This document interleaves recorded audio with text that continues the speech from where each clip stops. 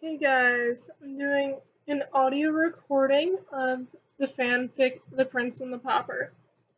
The warnings here are a sympathetic Remus, Remy, Virgil, and Logan, a lot of angst, blood, multiple deaths, and other miscellaneous violence.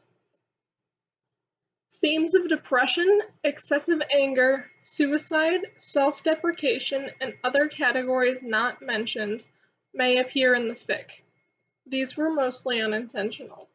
If it is taken that way, just know that I am not supporting those thoughts, and if you struggle, please reach out to someone.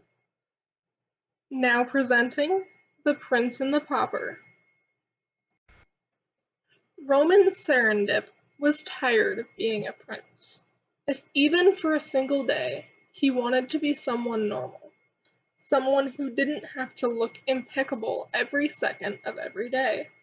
He wanted to not be looked at with reverence because he was born a prince, but to be looked at with respect because he earned it. He wanted for a day to just be Roman, not Prince Roman, not Your Majesty. He wanted to walk into a room and not have all of the people inside it bow and curtsy. A prince's life was difficult, and he wanted to run away from it. In fact, that's exactly what he did. Remus Lawrence was tired of being poor. He would take odds and ends jobs, if only to live a day longer. He worked in the sewers most days, but he didn't work a day without wishing he was a prince. Princes never had to work. They were given everything. He would be looked at in reverence. He wouldn't have to work for respect. But that was impossible. He wasn't born royal. He would never have a chance at royal life, or so he thought. He wasn't thinking about royal life the day he got let go of all of his jobs. He was only thinking on how he was going to get another, which is why he went to the town square to ask around for odds and ends jobs. Janus Dolus hated royalty, and it really didn't matter how much they tried to help the commoners. He had been planning an attack on the castle, and he was going to follow through with it, even if he killed himself trying. He wanted to attain even a small amount of gold from the treasury to try and help the paupers. They deserved a buffer if they got sick or injured. They didn't deserve to live the poor quality of life they did. So he decided that the gala the following night was when he would attack. It would be the perfect opportunity to thumb his nose at the upper class. He had but a single day to infiltrate the castle. It was decided, and so he went home to perfect his plan. He would break in that very morning. Virgil Timur, Prince Roman's personal bodyguard, had lost track of the prince yet again. Whether or not the prince had given him the slip, Virgil didn't know. He had been distracted all morning with all the guests that were already arriving for the gala. But now, as he was doing a complete sweep of the grounds in search of the prince, he was getting more anxious with thoughts of what may have happened. Then, when he caught sight of Roman in the distance, he thought, "Bless that stupid red sash." But why he was headed into town without an escort, Virgil didn't know. He did know that he had to catch up with the runaway prince, or Patton and his Royal Majesty Logan would have his head. So he set off after the prince. King Logan Serendip hated himself for lying to his son for all of these years. He had told Roman that his mother had died in a tragic accident, and that he was the only heir to the throne. He never wanted to talk about his late ex-wife, Melissa Lawrence, but as the years went by, Roman wanted to know more about her. Roman never questioned that he was the sole heir to the throne, but he still never wanted to see that day come. Roman didn't want the responsibility, that much was clear. He wanted as little responsibility as possible. Roman was never told that his mother had left with his twin brother, or that he was actually the younger one. Logan wasn't even sure if Remus, Roman's twin, was even still alive. One thing was for sure, Roman needed to know the truth, and no time like the present, especially since his 18th birthday was the following day. So Logan went to find his son to tell him the truth at last. Patton Lockhart, Prince Roman's nurse and/or nanny, didn't know what to do. When he had gone to wake the prince that morning, he was shocked to find that Roman was already gone. Normally, the prince wasn't an early riser, so Patton was worried. But since he hadn't seen Virgil that morning either, it was possible that Roman had gone out to the village. Then he ran into His Majesty the King, who was also looking for Roman. That was the odd part. His Majesty would have known that Roman had gone into town. After telling the king that he hadn't seen the prince all morning, they both hurried off to find him. And since Virgil hadn't been seen either, they had no leads. As Patton frantically turned a corner in search of the prince, he was grabbed from behind and dragged into a rarely used servants' tunnel, while under the threat of death. He was then dragged down to the dungeon, which hadn't been used since King Logan took the throne, locked in a cell, and left without food, water, or a second glance from the infiltrator. There was nothing he could do but sob helplessly, while the prince was still missing, and he was trapped in the last place anyone would look for him. Roman hated to have to take off his sash, as it was supposedly a gift from his mother. But if he was going to fit in while he was in town, he had to change. He found an area of wall not too far from town that he ducked behind, changing out of his normal outfit and sash, and changing into a set of clothes he snatched from the servants' quarters. He looked more like a lower-class citizen than he wanted to, but stuffed the other outfit and sash into the satchel he brought. He entered town, and was dumbstruck with how poor the commoners' level of living was. Remus saw a man he didn't recognize enter town, but he seemed familiar for some reason.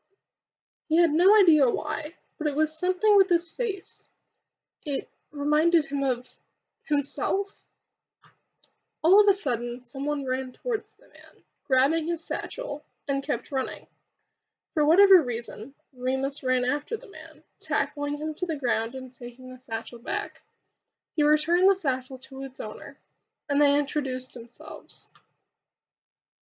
So his name is Roman, he thought, like the prince. Like the brother my mother said died in childbirth, of whom she named anyways. Was she lying? This man looks so much like me, and my mother never talked about my dad. But there's no way. She would have told me if I were royalty. Remus ended his train of thought and decided that he would spend the day with the man.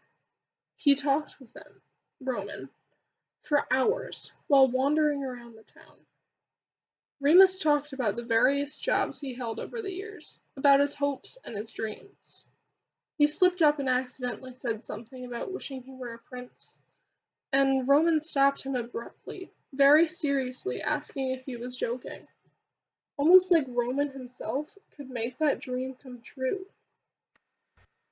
When he told Roman that he wanted to be royalty since he could remember, Roman did something odd. He handed over his satchel and told Remus that it was his lucky day. He said that even though it pained him to give away the only gift his mother gave him, he wanted more than anything to be free. This was a chance for both himself and for Remus to get what they wished for. Remus looked at Roman skeptically before opening the bag and gasping as he did so. He stumbled for words, throwing in a few "Your Majesties" and "You really don't know how much this means to me." When Roman brushed off and told him to change and head towards the castle, and that his bodyguard would probably find him on the way, he finally realized that this was no joke. Roman was serious, and both of them were going to get their wishes granted.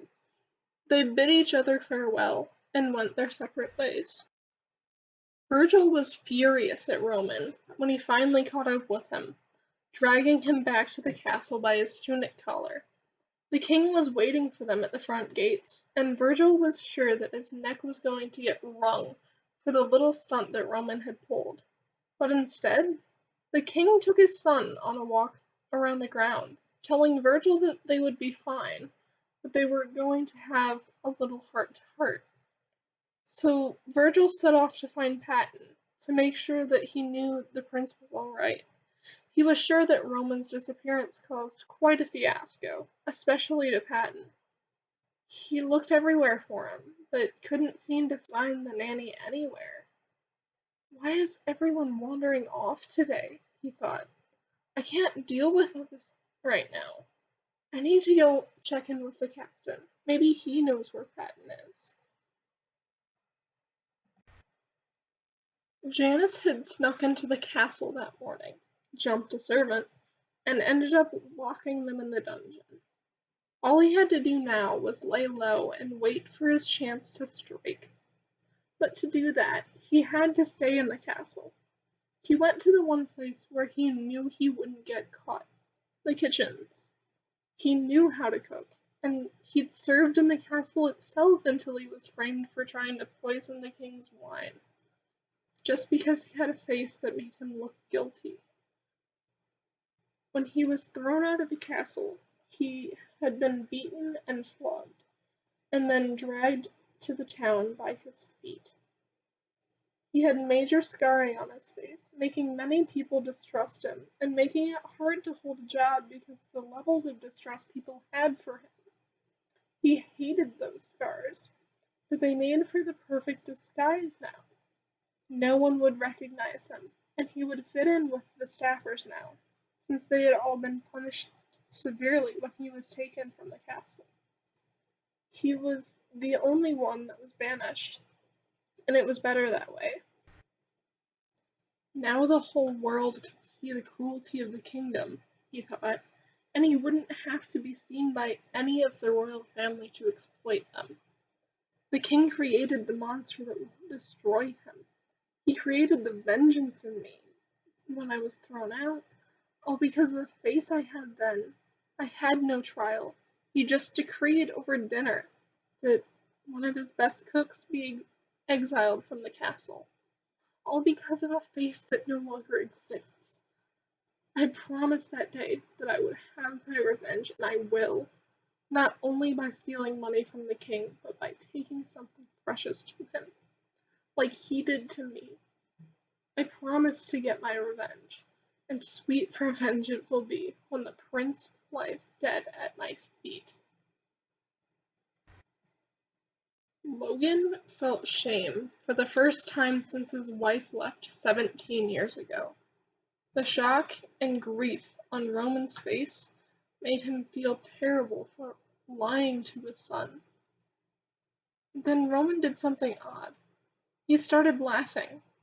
He immediately realized what he was doing and stopped, and he looked ashamed. The king had no idea what was really going on with his son, but he figured that it must be a combination of nerves and disbelief. When King Logan had said that what he needed to say, he sent Roman to his tutor, who also doubled as his therapist when he needed one, Emil. That was when Logan knew his son best, or so he thought. And Remus? He realized how terrified he actually was, because Remus didn't know anything about the castle, especially his way around.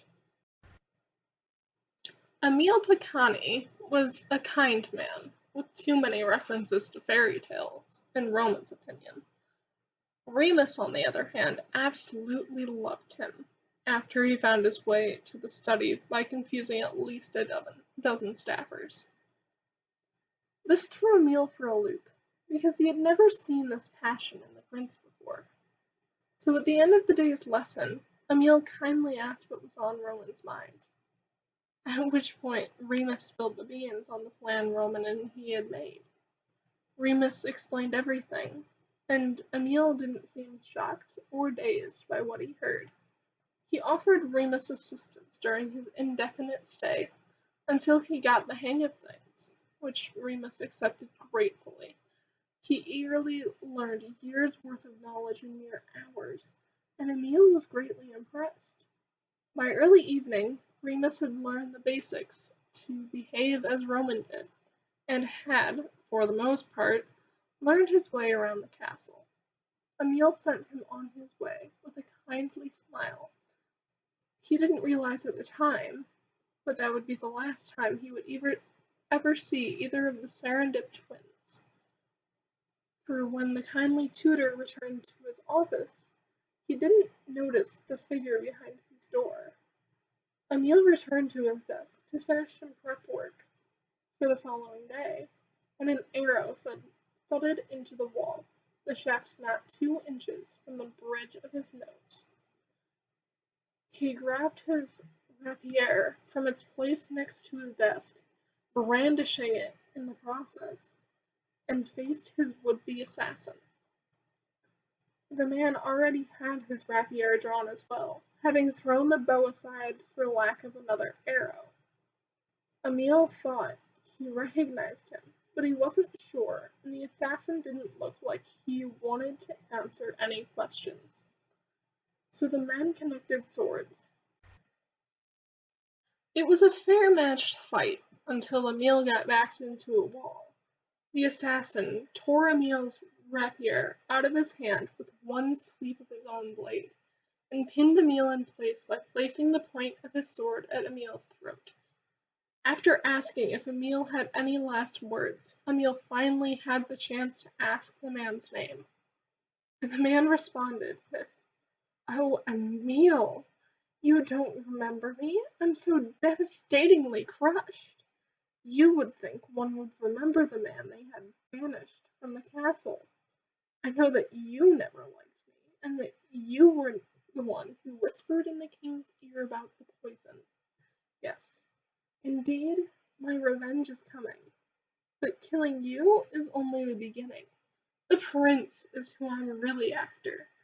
Indeed it is I, Janus Dolus, come to seek revenge and steal back what is rightfully the villagers, a sense of peace, and the money that they need to survive. The king has abandoned them, and so I have come to give them the freedom that they so rightly deserve." With that having been said, Janus thrusted his blade through Emil's throat. The teacher crumpled and was dead before he even hit the floor. Remy Tournier was dozing in his office when Virgil came in to give his report. Being woken up by the prince's anxious bodyguard was one thing, but Virgil was more on edge than normal. When asked if he'd seen Roman's nanny, he was at his wit's end. "Do I look like I know everything that goes on in the castle, kid?" he asked Virgil after taking a large gulp of his now cold coffee.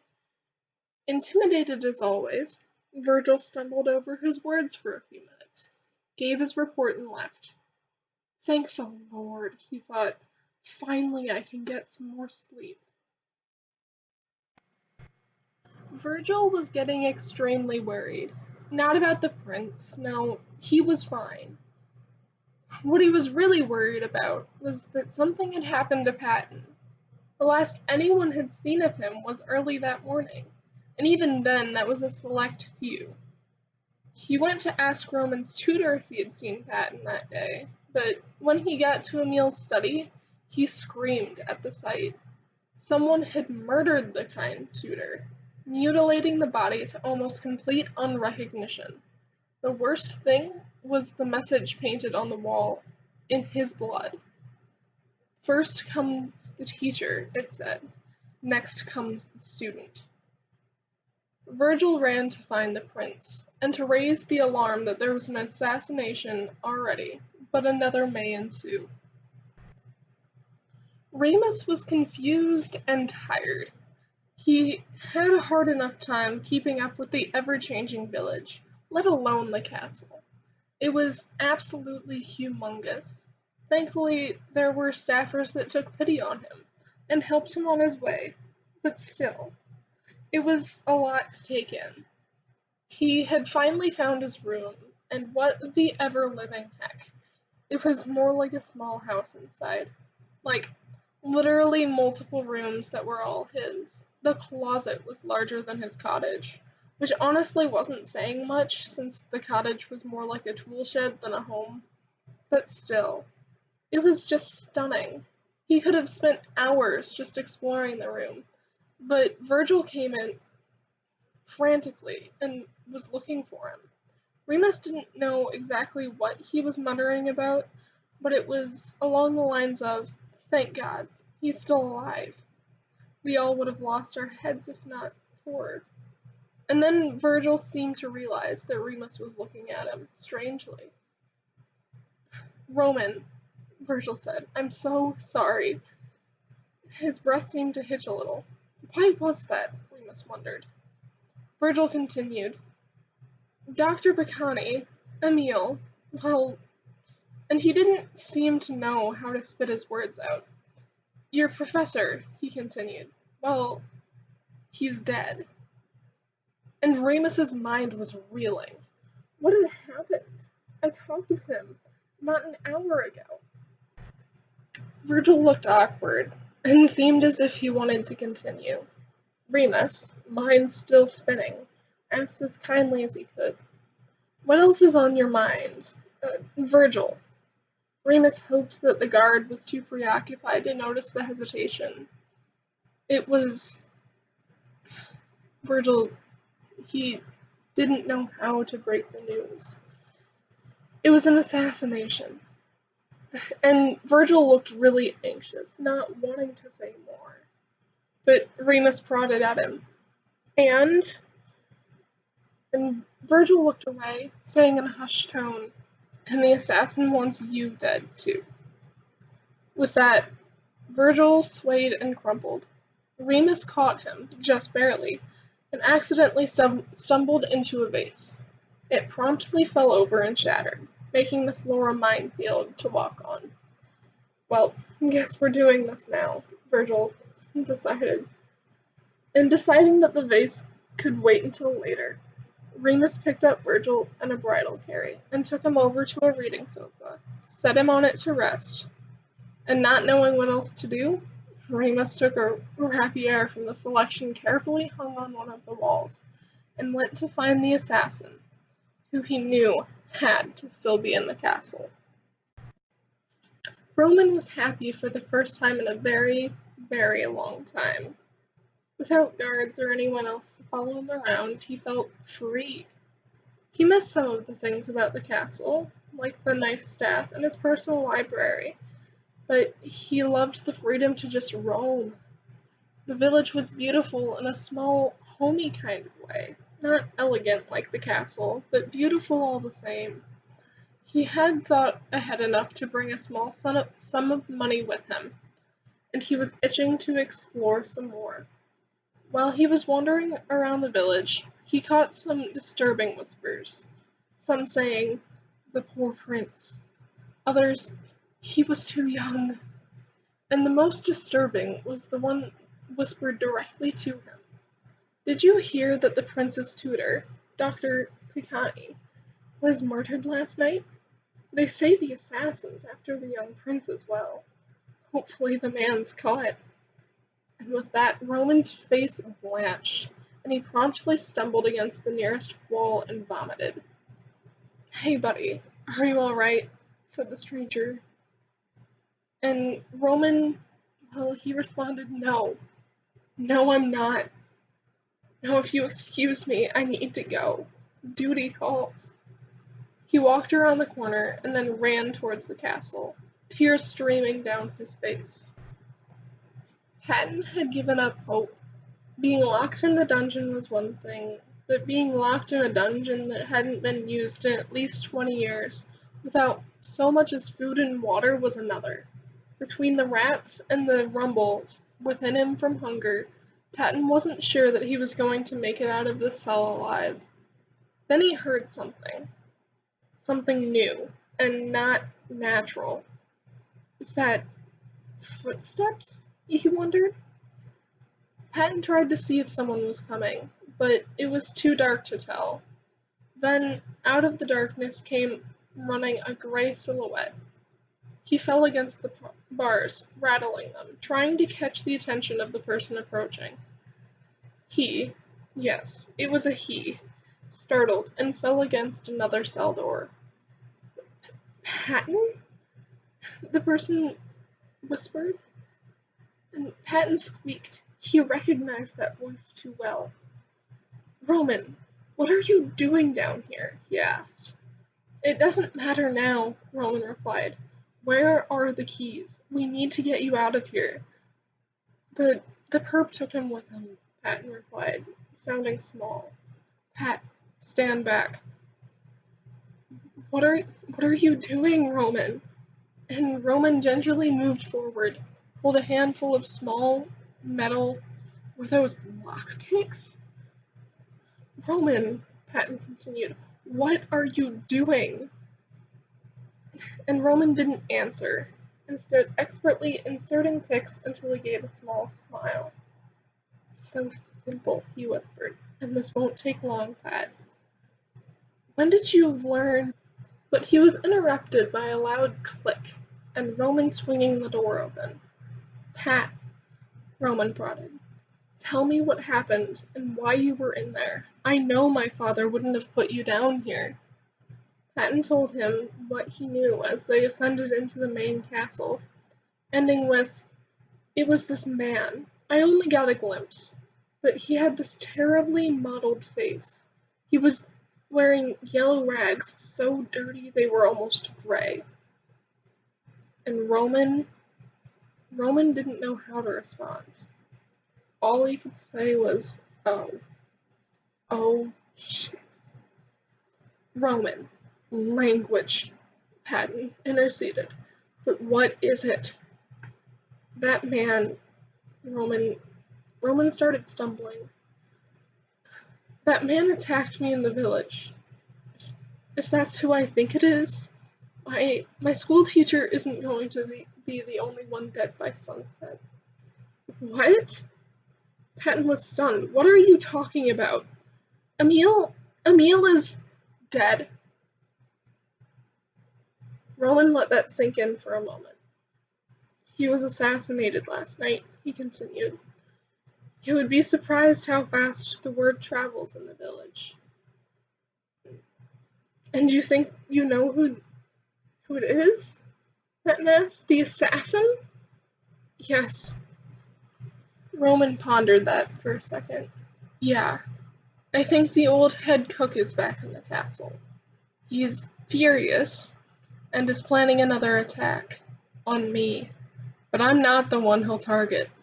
Well, it's complicated. Can you try to explain? Patton asked. It would be easier once we find the other me, Rowan replied. So they went to find the other Prince Roman. Logan was worried out of his mind. He was scared for himself, sure, but even more so for his son. He didn't know what he would do if he lost him, his precious boy. The very idea, no, he couldn't bear the thought. Logan was jolted out of his thoughts when Remy, looking tired as ever, burst into the throne room with his usual dramatic flair. Remy bowed low, and towards the king, asked, Your Majesty, do you know the whereabouts of the prince? We would like to send extra guards his way. Remy, the king replied, I'm sorry, but I don't. Have you checked his room? Remy replied, We did, Your Majesty. All we found was his personal guard, Virgil, unconscious on one of the couches. Logan feared the worst, but hoped for the best. Have you perhaps checked the kitchens?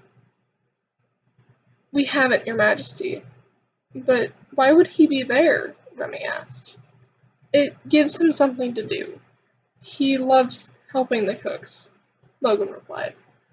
I think it gives him a sense of peace. Thank you, your majesty. We will not stop until we find him. Remy bowed again, and smartly turned on his heel and sauntered out of the throne room.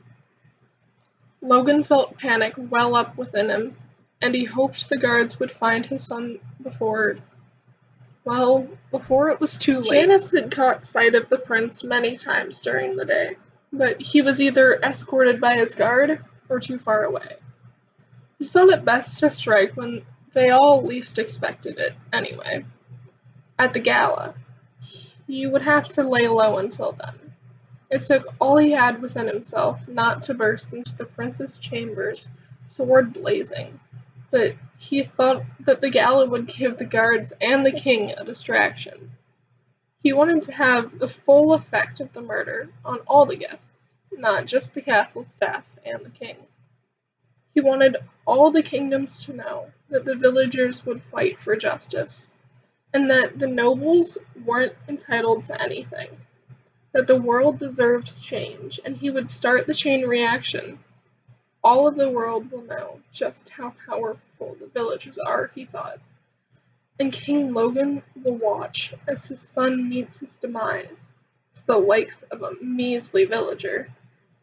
This is a message that needs to be heard, and I don't care if I die, as long as the message is heard by all the people of the world. Roman and Patton didn't have to go far to find Remus. That is, Remus more or less found them. Well, running into them was the more truthful description, quite literally. Once they had all recovered, Roman embraced Remus and said, "Thank God you're still alive, Remus." Then, realizing Remus was another man short, he asked, "Where's Virgil? Is he alright? What happened? You realize that someone's after you. After us, right? Why are you out on your own? It's dangerous." Patton put a hand on Roman's shoulder and jokingly added, "Sorry for the nanny cop, Prince dear. He acts more and more like me each day. I take it that you're Remus, Roman's twin?"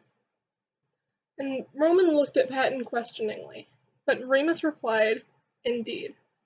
But how exactly did you know that we were twins?" Roman, tired of being confused, butted in. "Wait a minute. What? Remus, how did you, we're twins?" "Indeed you are," answered Patton, "separated at birth. What? I need to go find Dad." Roman, he didn't know how to take this. "Roman!"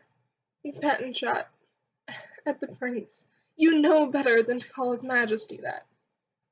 "Sorry, Patton," he replied. "I need to go find King Deadbeat. Is that better?"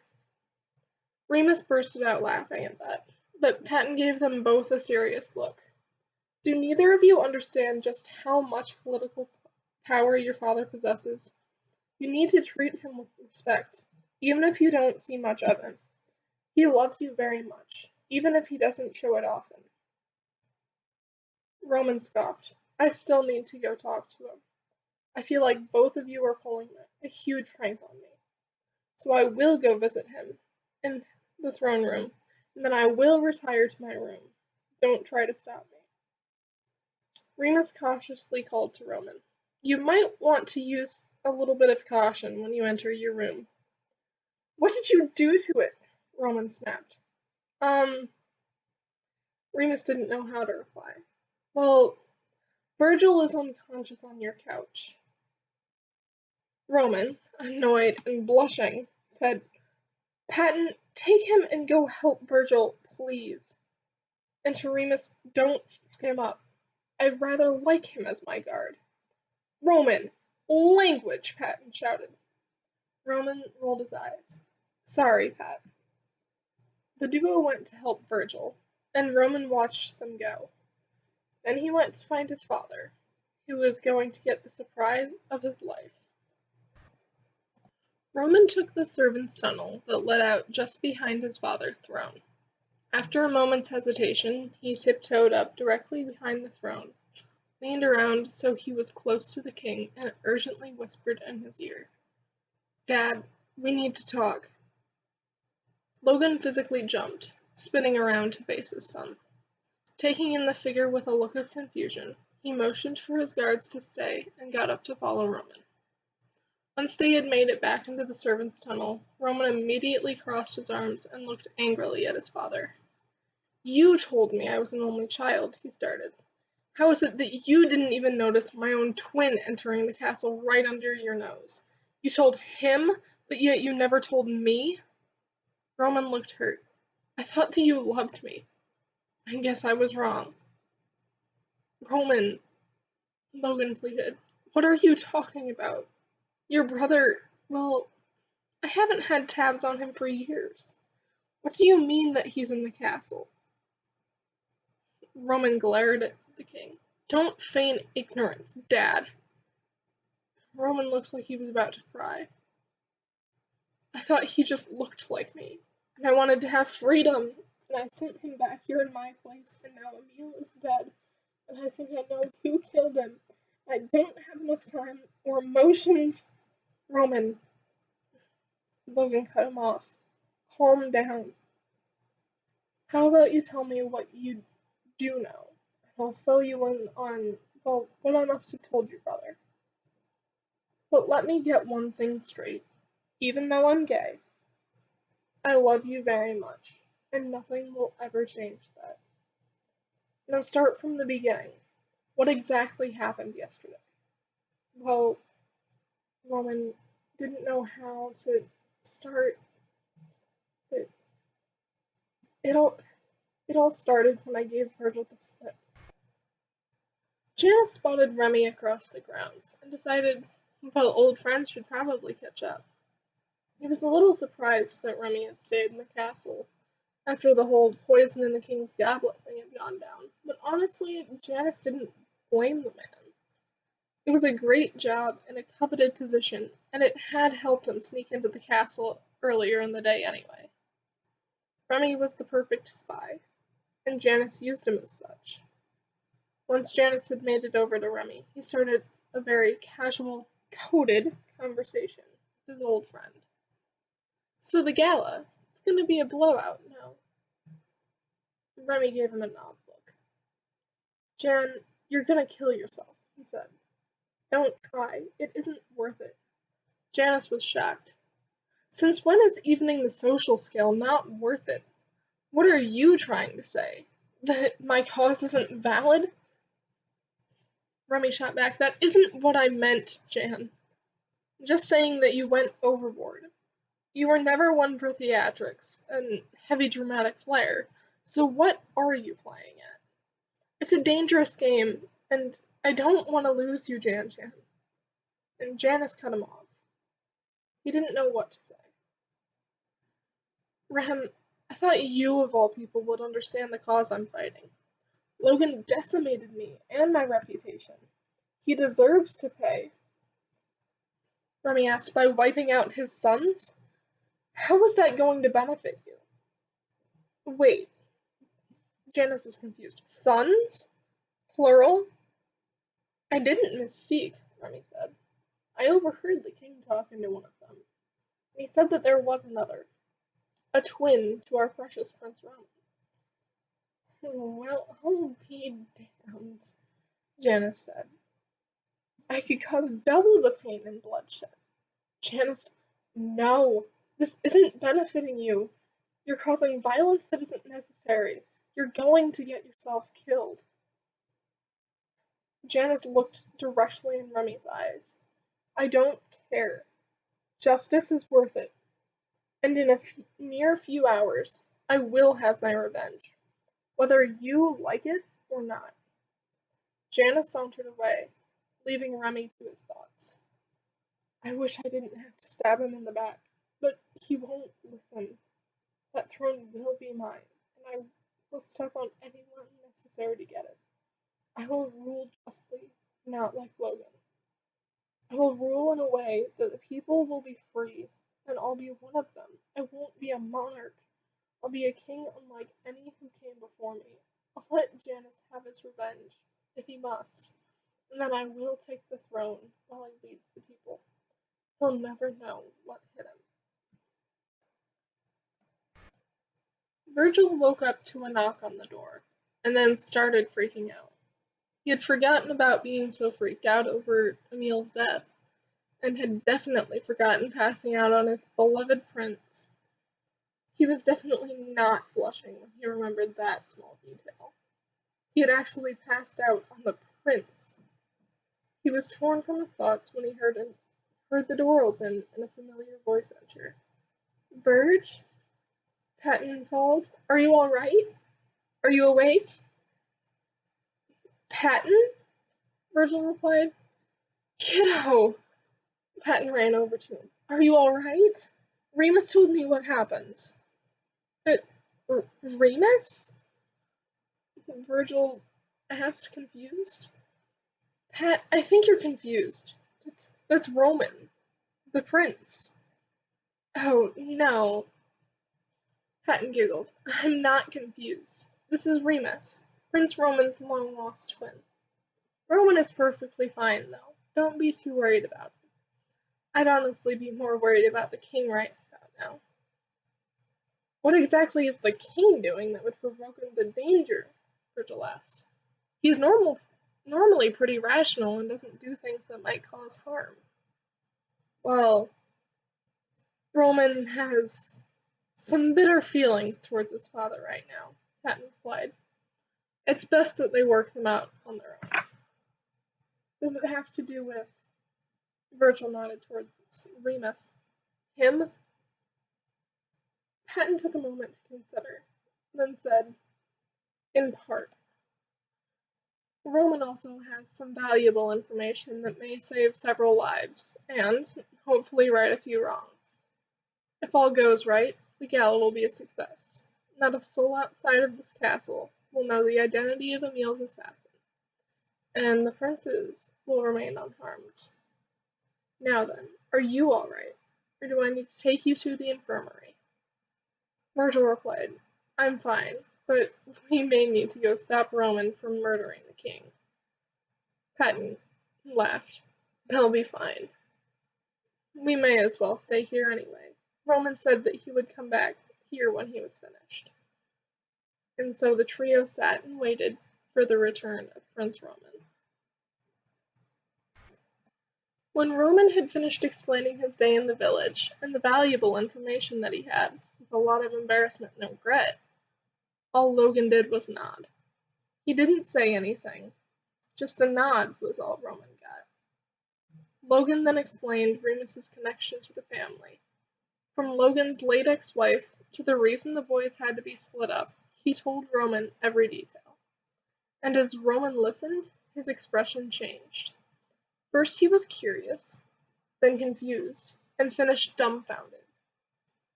As Logan slumped his shoulders in regret, Roman stumbled into the wall behind him, saying, "Dad, what exactly do you mean by saying Remus and I were born with magical powers?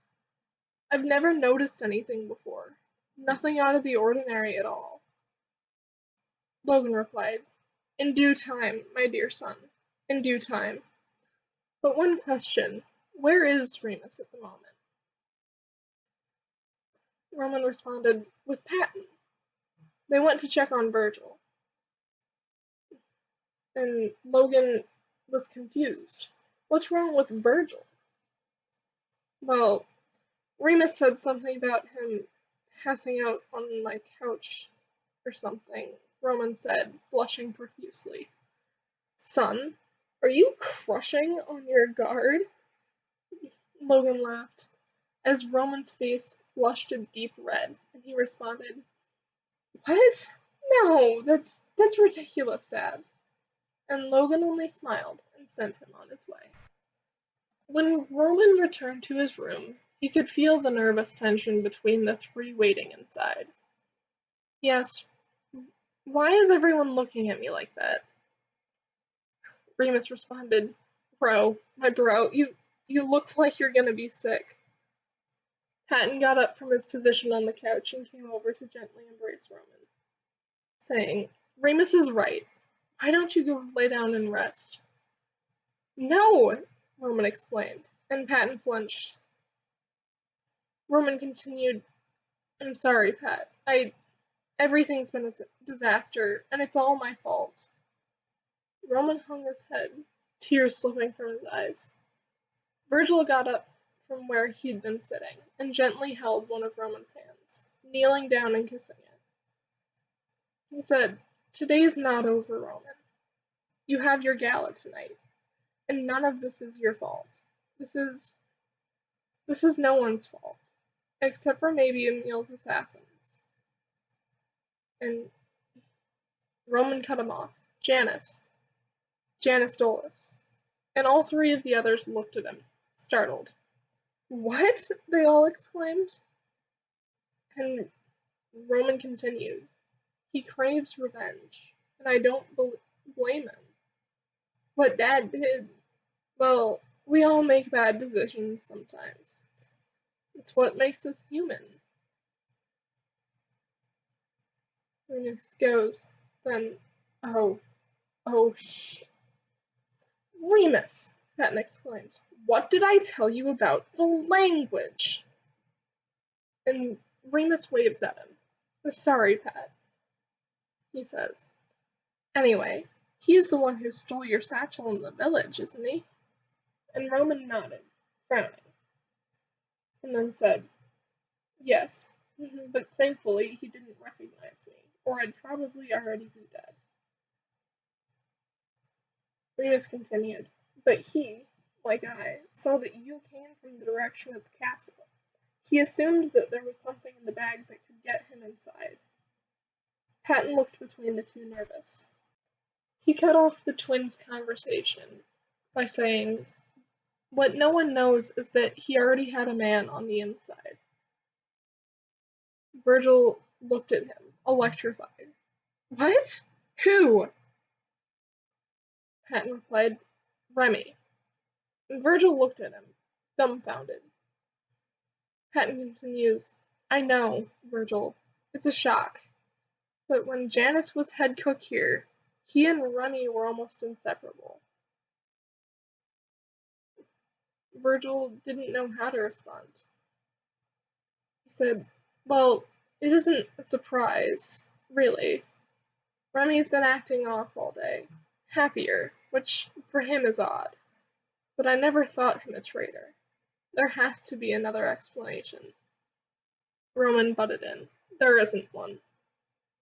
The other three looked at him again. "The sewer gate in the dungeons was open. That's how I got back in the castle when I returned from the village. How I found Pat. But that can only be opened from the inside of the castle, from a passage few people, including Remy, have access to. The only thing I can think of is that someone forgot to shut it. Someone who has a knack for napping and forgetting about important things. Now then, I have a gala to prepare for, so if you would all excuse me." And the other three moved to leave, when Roman called over his shoulder, "Actually, Remus, you need to stay. You're coming tonight too, and you need the proper attire. Patton, I need that box from my studio." And Patton looked at him. "Are you sure?" Roman replied, "Yes." And looking to Virgil, he said, "Make sure no one gets in here but Patton." Virgil replied, "Yes, sir." Roman grabbed Remus's wrist and said, "Come on, we have a lot of work to do." After an hour of Roman working his magic on his twin, he finally gave a smile and let Remus see himself. All Remus could do was gawk. He had never felt so uncomfortably comfortable in his life. Roman had dressed him in a shimmery black jacket with shoulder wings trimmed in silver, the epaulets trimmed with green tulle and silver sequins. The cords were silver, and his sash was forest green. The pants were edged with silver, tucked into shiny black knee-high boots.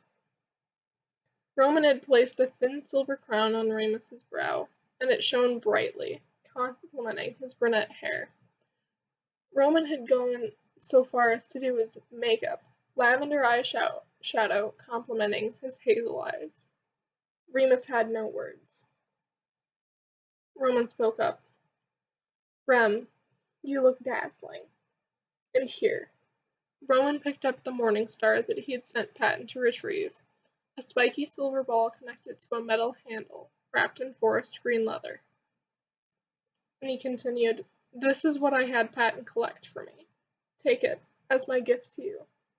Stay safe tonight. I don't want to lose you after I just found you. Remus gingerly took the morning star, tears threatening to roll down his cheeks. Thank you, he mumbled. I don't know what to say. Roman replied, Then don't say anything. Just don't cry. I spent a lot of time on that makeup, bro. Okay, I get it, Remus replied. Now hand me a tissue so I can soak up the tears. They both chuckled, Roman tossing the tissue box at Remus. And then Roman proceeded to go change, much faster than Remus, and returned to do his own makeup. His attire was almost completely white, the polar opposite of Remus's. Gold trim and red tulle, where the silver trim and green tulle were fixed on Remus's outfit. A crimson sash instead of a green one, and a gold crown on his brow. Roman dusted his eyes with an orangey eyeshadow, and put a crimson color on his lips. He attached a ruby-encrusted rapier to his waist, before finally slipping into an identical set of boots as what Remus was wearing. He gloved his hands, handing Remus the other pair, and took one last look in the mirror. Oh wait, I almost forgot, Roman exclaimed. He rummaged around his wardrobe a bit, and found what he was looking for. Our capes! Remus rolled his eyes, as Roman fastened a forest green cape to Remus's epaulets. And Remus questioned, Are you always this extra? And Roman chuckled. No, but it's rare to find me when I'm not. Roman turned around for Remus to fasten his cape, and fired a question back at his brother. Is this what you thought it'd be? The life of a prince? Remus finished up, and Roman strolled to the mirror to examine the handiwork. Remus replied, Yes, and no. I expected the extravagance, but I didn't expect, I don't know.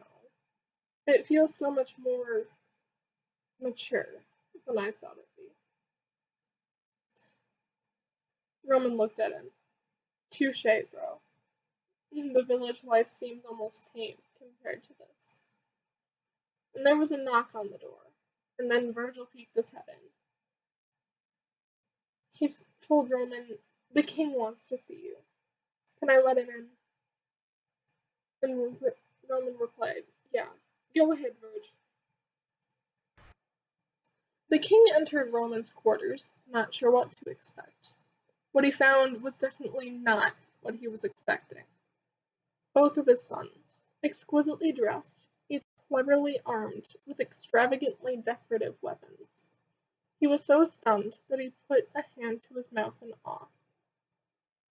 Roman looked at the king, concerned. Dad? Are you alright?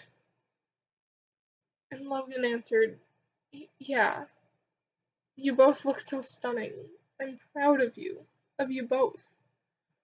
Remus looked down, uncomfortable. And then Logan continued, Remus, my son, what's the matter? I know that I haven't really known you long, but I'm proud of you, no matter what. You were brave to stick around after hearing the truth.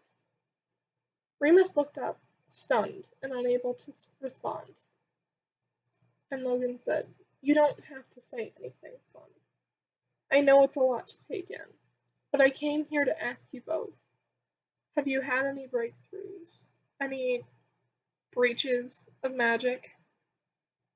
And the twins nodded, slowly, but Remus was the one to speak first. He said, we both have individual powers, but we also have, I guess it's a twin power, if you will. We did a bit of experimenting this afternoon, but it seems we have to be fairly close to each other to use any of them. We get more than an arm's length or so apart, and we can't do anything. And Roman continued for him. But if used right, we can prevent multiple deaths tonight. Logan smiled. You are indeed brave, my sons. I believe in you both, and know that when the day comes for you to take the throne, our people are in good hands. Now then, I have a gala to host. Whenever you both are ready, the ballroom is waiting for you. The king made his way to the ballroom, but so did Janice and Remy, and they were set up for takeover. When the Serendip twins made their entrance, everyone stopped in their tracks. There was a moment of complete silence, and then the whispers started. I thought there was only one of them. Who's that with the prince? Which is the real prince? And all of the whispers ceased when the king cleared his throat. He addressed his people. I know many of you have questions. If you are still doubtful after my toast, please approach me and ask. I have no reason to decline a kind conversation from any of you. Now, a toast. A toast to my twin sons, who have come of age and entered manhood. Let us drink to their many years ahead. Logan raised his glass to drink, but stopped short. He caught sight of Janice, and so too it seemed had his sons. They both gripped the hilts of their weapons, waiting in anticipation for the assault. As Logan made his way to his sons, he caught another figure looming. Remy. The king thought, but he shouldn't be here. He should be manning the guard station, waiting for my command. Why is he here? But before Logan could ponder much, he saw Remy begin to slip through the crowd towards the twins. There was no time to warn them, but the king frantically dashed towards his sons, eager to save them. As Remy broke through the crowd, the glint of a dagger in his hands, Logan had made it to his sons, just in time to be stabbed in the stomach, saving Remus's life. Roman grabbed Remus's hand, willing time to stop, and it did. Remus, do your thing, Roman said. Change their memories, and fast. We have to get the king out of here. And Roman replied, I can't do this many people, Ro. Not with something like this. I can't erase this tragic. Something this tragic. But, Remus, Roman exclaimed, we have to save him. We have to. Remus replied, It's too late, Ro.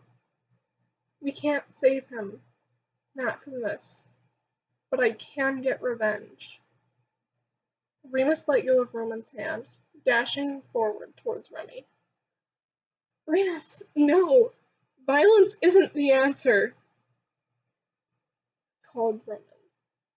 Remus clenched his hand and Remy's knife hand, and swiftly stabbed Remy in the chest with his own dagger. We're even now, bastard. Remus strode back to Roman and took his hand, unfreezing time. Roman collapsed next to their father, tears streaming down his face. He was completely unprotected. Guards! Medics! Remus called, and Roman was doing all he could not to break down, but it didn't work. Whispering to his father, Please don't die. Please don't die. Please don't die. Virgil and Patton came running, as well as a skeleton crew of medics. Where are all the medics? Remus yelled. Virgil replied timidly, "We've had a lot of incidents in the last few hours. A ton of guards passed out or wounded. We can't figure out why." "Virgil, we know why," Remus snaps. "Janice wants me and Ro dead." "Yeah, I gathered," Virgil said, dejected. Continuing, he said, "Patton, get Ro moving and the king to the infirmary. Take Remy if you can." "Got it, Virg," Patton said. Virgil said, "Remus, get these people out of here." Remus replies, "On it, Captain." "You heard the man! Get moving!" he yelled. With Remus's back turned, Janice found the ample opportunity to strike. Virgil saw him a moment too late to warn Remus, instead lunging forward to parry the blow, and not a moment too soon. Janice sneered, and engaged Virgil in combat, making wild slashes at any exposed area he could find.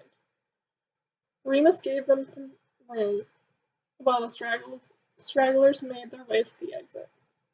Patton and Roman came running back in as the last few partygoers were leaving. They all made a dash to get closer to Janice and Virgil, to offer Virg support if he needed it. Patton was the closest when Janice made a connecting blow. Virgil fell to his knees, and Patton didn't think before rushing to care for him. Janice raised his blade to strike, but Roman knocked Janice's feet from under him. Unfortunately, Janice was closer to Pat and Virg than Roman thought, and the blade cut through Patton's tunic and bit into his skin. Fortunately, it wasn't a deep cut. Roman and Remus stood together, blocking Janice from the other two. Janice clambered to his feet and was on them just long enough for Remus to slam him on the head with his morning star. Janice promptly crumpled to the floor, knocked out. In the following days, the castle was quiet. Many of the staffers were injured. The guard was scarce. Janice had been locked away, the only safe thing to do with him for the time being. Neither Logan nor Remy survived the blows they were dealt. Logan's funeral ceremony was to be held in the following days. Remy, well, he'd have a ceremony too, just without all the publicity. Patton and Virgil were still healing, though out of the infirmary and still on bed rest. Roman finally confessed his feelings for Virgil, after Virgil had risked his life for the sake of him and his brother. Remus didn't know what to do with himself. He felt out of place in the castle, but even more out of place in the village now. He had no clue what he wanted in life, but he knew he wanted adventure. Roman and Remus were to be crowned kings as soon as things died down, but Remus didn't like the idea of that. Roman was wary, but knew that he must do so for the country. So one night over dinner, Remus brought up an idea for the both of them. They had been wary of running the country together, because if and when they got married, there would be 4 rulers. Neither of them thought that was wise. So Remus presented an idea, the idea of him becoming Duke Remus Serendip. Prince Roman Serendip would become king, and would one day take a spouse to rule with him. Remus would travel to other kingdoms seeking alliances and trade partnerships, while Roman kept the peace within the country. They both decided that that was the best they could do for the welfare of their country. 1 year later, King Roman Timur Serendip is happily married to King Virgil Timur Serendip. They are ruling the country wisely. Virgil, along with being the king, is also head of the guard. Duke Remus Serendip is happily traveling and creating peace between the nations. He is finally free to travel like he had always wanted to. Patton Lockhart is happily caring for the kings, advising them as best as he can. He loves his family and his job, as the royal advisor. Thanks for listening. Make sure to like and subscribe so you don't miss out on any new updates on any of the audiofics I'll be doing. Thanks again. See ya.